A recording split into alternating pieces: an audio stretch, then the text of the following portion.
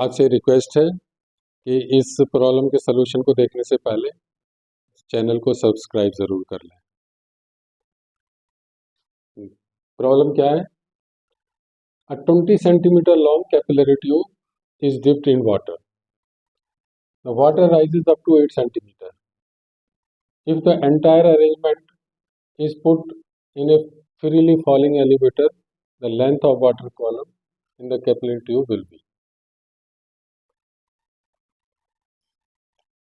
Capillary tube को जैसे ही वाटर में डिप करते हैं, water rises up to the height 8 centimetre.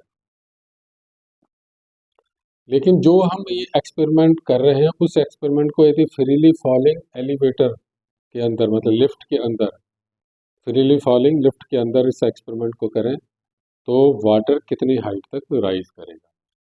तो थोड़ा सा हमें कंसेप्ट्स के ऊपर ध्यान देना पड़ेगा इसके लिए। This is a container, water container. इसके अंदर हम ये कैपिलरी ट्यूब को डिप कर रहे हैं।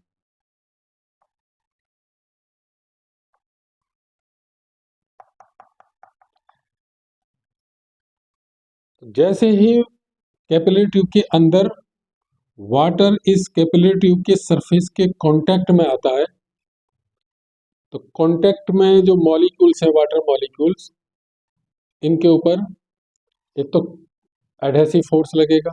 Adhesive force, the force with which the glass molecules attract the water molecules. जैसे मान लीजिए ये मॉलिक्यूल है।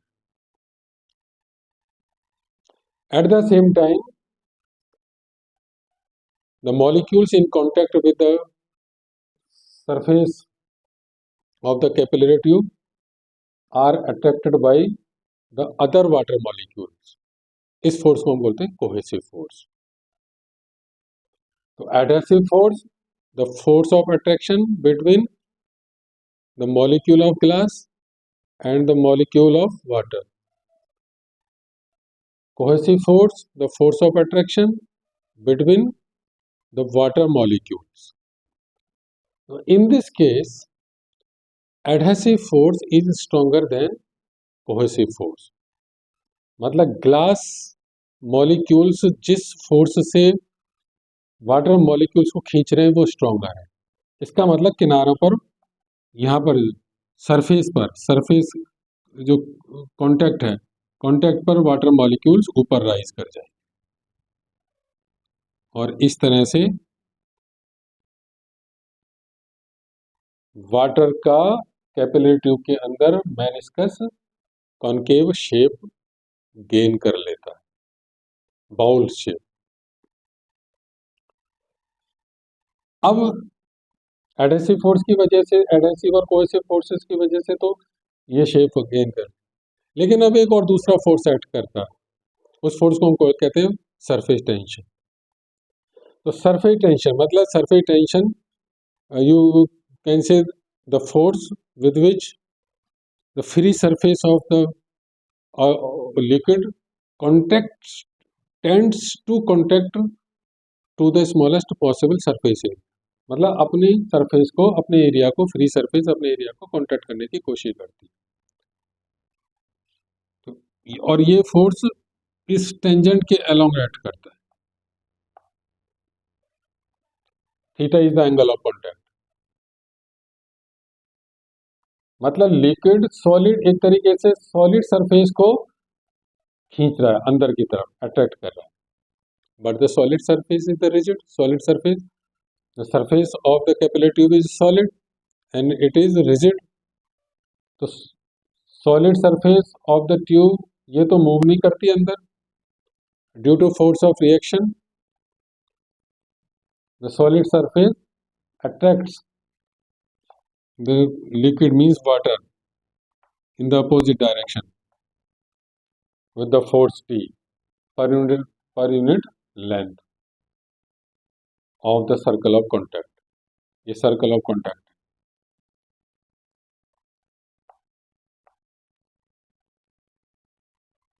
P is the force of surface tension, and this is the force acting on unit length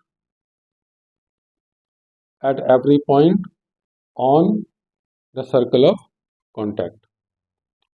अब इसके दो कंपोनेंट हैं, एक T cos थीटा और ये T sin theta. T cos theta, हर एक पॉइंट पर ये फोर्स लग रहा है per unit length, T cos theta.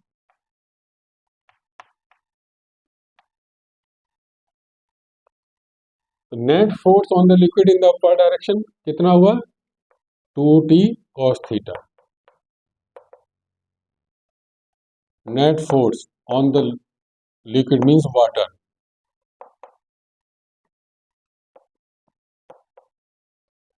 inside the capillary tube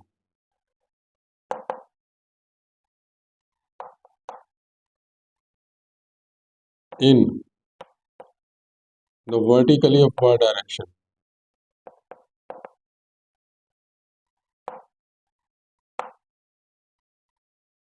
in vertically upward direction कितना हुआ? ये T cos theta multiplied by total length of the circle of contact और वो है 2 पाई r।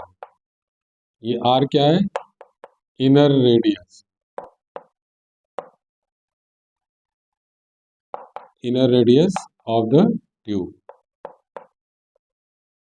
अब इस फोर्स की वजह से ये वाटर ऊपर की तरफ राइज करेगा और कब तक राइज करता रहेगा? It will keep on rising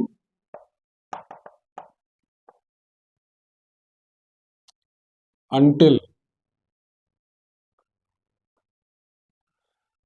the upward force becomes equal to the downward force. Liquid के ऊपर डाउनवर्ड फोर्स क्या है? इसका अपना weight, weight of the liquid column, weight of the liquid column, ये W, ये force 2T cos theta, T cos theta into 2 pi r। W is the weight of the liquid column in the tube, और ये कितना होगा? Weight of liquid column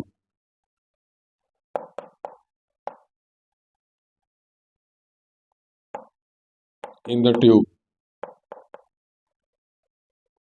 W is equal to weight मतलब mass into acceleration due to gravity.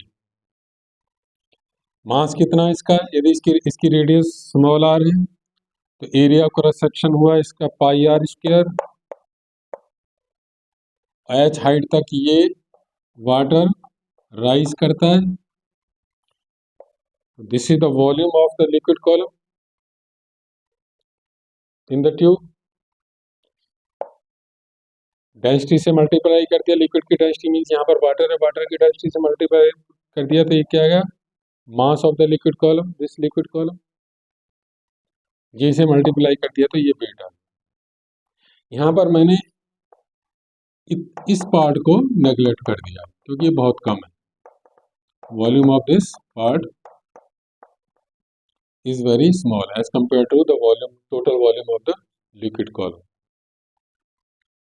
Okay, तो upward force, ये height वो height है जिस हाइट पर जाकर ये इसका ऊपर चढ़ना बंद हो जाता है। इसका मतलब इस हाइट पर जितना फोर्स ऊपर की तरफ लग रहा है उतना ही फोर्स नीचे की तरफ, means upward force due to surface tension is equal to the weight of the liquid column.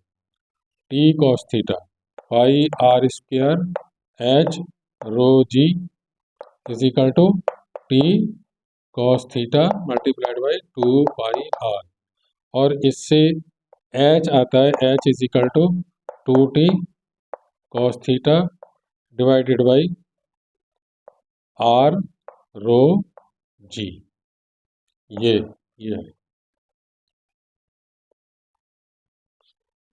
तो यहाँ पर इसके ऊपर चढ़ने का रीजन क्या है? Cohesive force, surface tension. अब if this experiment if the whole arrangement is kept inside a freely falling elevator, यदि हम ये जो कुछ भी हम कर रहे हैं इसको फ्रीली फॉलिंग एलिवेटर के अंदर करते हैं, लिफ्ट के अंदर करते हैं, तो आप जानते हैं जब lift freely falling free fall की स्टेट में है तो उसके अंदर हर एक रखी हुई हर एक बॉडी का वेट जीरो हो जाता है, वेटलेसनेस कंडीशन में आ जाती है। इसका मतलब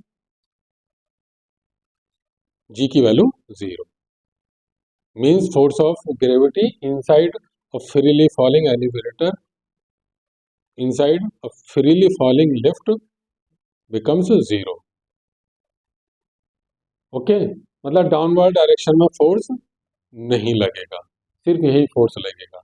और ये फोर्स कब तक रहेगा? जब तक कि कैपिलरी ट्यूब की सरफेस इसके कांटेक्ट में, what it this force will continue acting so long as the liquid is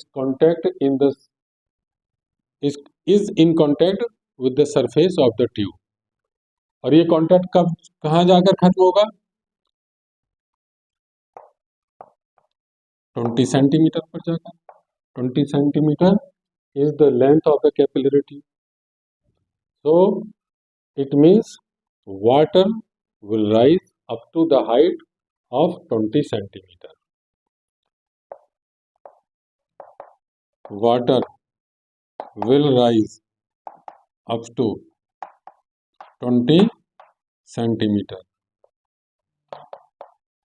in the condition of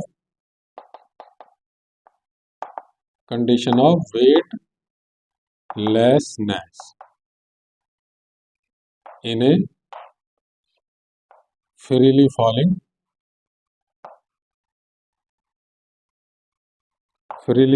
elevator। इसलिए आंसर क्या हुआ? आंसर 4। ओके, तो मैं आशा करता हूँ कि आपको ये सोल्यूशन समझ में आ गया हो। Thank you.